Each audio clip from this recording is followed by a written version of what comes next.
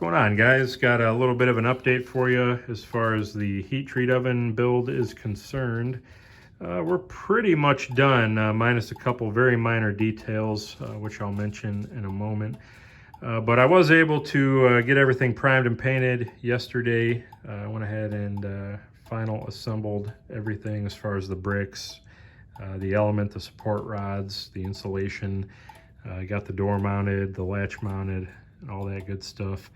And then right now, actually, I've got it temporarily connected with my old kiln wires to the leads. I say temporarily because those are going to get trimmed down. I'm actually waiting on a couple of insulators that'll go over the leads to isolate it from the shell. Right now it's just kind of floating in kind of a little round space that I drilled out, kind of floating in the center there with a little bit of this insulation to help stabilize it. So it's not touching the shell, but I definitely want an insulator in there just to make sure it can't get jostled or bumped into the shell. And then I've also got some fiberglass sheathing that's going to be coming in hopefully in the next day or two as well, that I'll slide over what's sticking out past those insulators. Then I'll make some nice solid crimped connections. This lead will actually be routed through with a piece of high temperature wire through that conduit there. And then I'll have both lead ends basically coming out via 2 wires from that rear box. And that's what will get connected to my control wires. And then for all intents and purposes, the oven at that point will be done.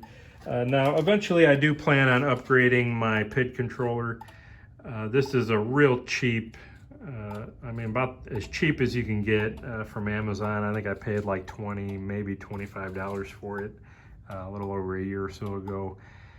And it gets the job done. You could see there's maybe about a plus or minus 5-degree swing on there, which, you know, for what I'm doing really isn't that terrible. And part of that, I'm not sure if it's as much to do with the controller, the oven design. It could be my connections here. It might even just be the thermocouple, you know, how I've got it mounted, or the fact that it's about 12 years old and has really never been cleaned. You know, cleaning it up a little bit, or even potentially putting a new one in, that could maybe tighten things up a little bit. I know on my last oven, at least with the original PID controller I had, I was getting maybe like within plus or minus 1 degree or better. So I would like to see a little bit better than a 10-degree swing. I have tried the auto tune function.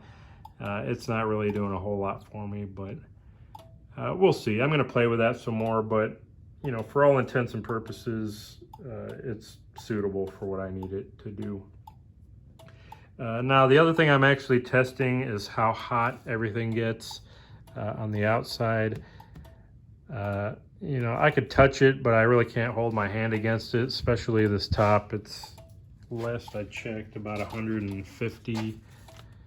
Let's see where we're at now. And it's been running for close to 2 hours right now. So yeah, we're at 165 now, which 2 hours into it, I'm pretty happy with it. And the door is even cooler. It's only 134, 133. The bottom, it's going to be a little warmer at 180. And I'm not sure why the bottom's getting hotter than the top. The elements are actually closer to the top. Maybe I could push the bricks together just a little bit tighter. We'll see. But theoretically, there should be, well, I'll bet maybe because it's the insulation is compressed just a little bit more on the bottom, whereas it's kind of fluffed on the top. That could actually be making the difference. I mean, it's only 5 or 10 degrees. But overall, I'm pretty happy with it. You know, it's run just fine for, like I said, about 2 hours. It only takes about 20 minutes or so to reach set point, maybe 25 at the most, to get up to 1575. And actually, I'm gonna go ahead and shut the element off and show you guys the inside.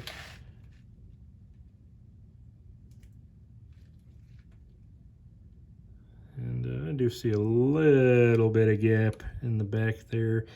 I may add a little bit more KO wall somewhere towards the back, or you know, see if I can kind of push those bricks together a little bit better. I'm just kind of letting things settle for now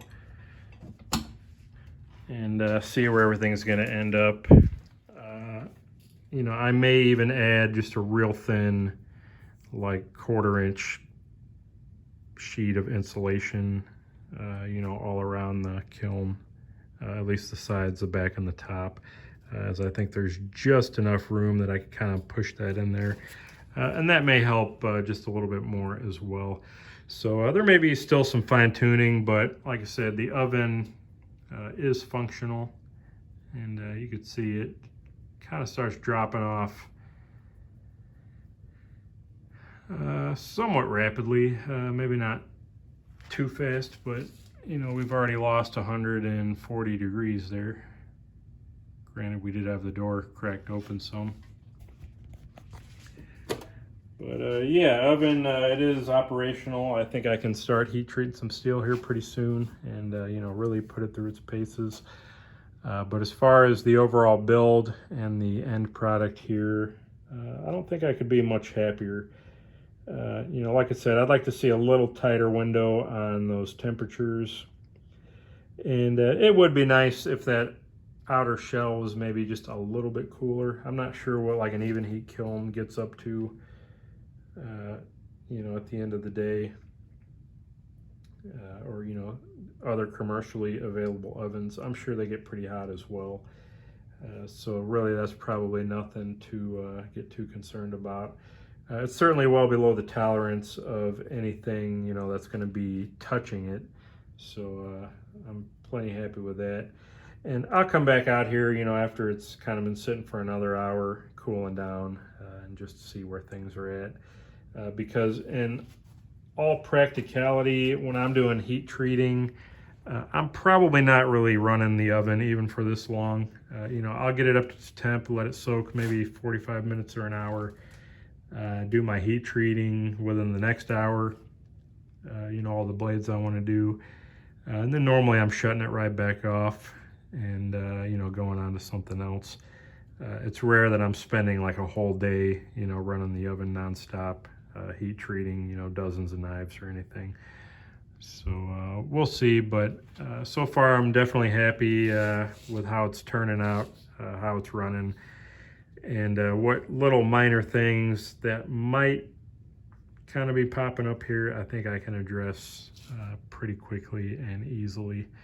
So that's pretty much it, guys. If anybody's interested in kind of the costs, just before we wrap up here, I had the steel shipped to my door, so that's going to cost maybe a little bit more than if I had gone and picked it up from a local distributor. But I get my steel and aluminum generally from Midwest Steel Supply. I think they're up in Minnesota. I don't know how many hours, maybe 15, 16 hours away from me. And I think it cost about $50 to $75 freight charge. So final price on the steel alone was maybe about $200. The brick and insulation, that was about another $200. So we're looking at about $400 in materials, just for the shell and the bricks. And then I had maybe about $50 tied up in the element, as well as maybe another $45, $50 for the support rods. So I guess I probably got about 500 kind of wrapped up in just a basic build of the box. And then maybe add another 100 to that, just for like paint, screws, some little miscellaneous odds and ends like the wire and the insulation. So yeah, where's that at? You know, $600. And if I included that box, if I had to build that from scratch, you know, maybe we're up to 700, 750 at the most. I'd say that's pretty good for an oven that's 2 feet deep, 6x6 opening, hit set point in 25 minutes. I don't think I'm gonna do much better than that. You know, an even heat would easily cost me at least twice that. And even then, you're still probably including freight charges and things like that. It could even be 3 times the cost, and maybe not be you know, quite as substantial as this oven. So overall, I'm happy with it. It'll definitely be a lot nicer than what I was using before, which was a little more than a pile of bricks and some insulation just kind of stacked up on my bench with an element inside them. Be a lot more convenient to use, and certainly once I get the upgrade to the PID, you know, I think I'll really have quite a nice oven, which that might be another thing to factor into cost. You know, I'm using about as cheap of a controller as you can possibly make. You know, if I go into something a little bit nicer, like a programmable controller or a touch screen, yeah, you're going to easily add another $500-600 to the cost. You know, even doing that with a commercially available unit jumps the cost considerably. So, you know, it is what it is, but I had fun building it. It definitely was a learning process, and I think we came up with something pretty nice and pretty usable. So if anybody's got any questions or comments, by all means, feel free to leave them below. I don't claim to be any kind of an oven building expert, and I'm sure there's things I could have done differently or better. And there may even be things that I determine need changed or fixed down the road. But right now I'm happy, and definitely looking forward to putting this bad boy to use. So that's it for the update, guys. I think I covered everything for now. I'll probably cover a little bit more in the weekly shop update. Hopefully by then I'll get everything kind of buttoned up together. And maybe we can go over some questions or comments if you guys end up leaving any when I film the next video there. So that's it, guys. We'll see you on the next one.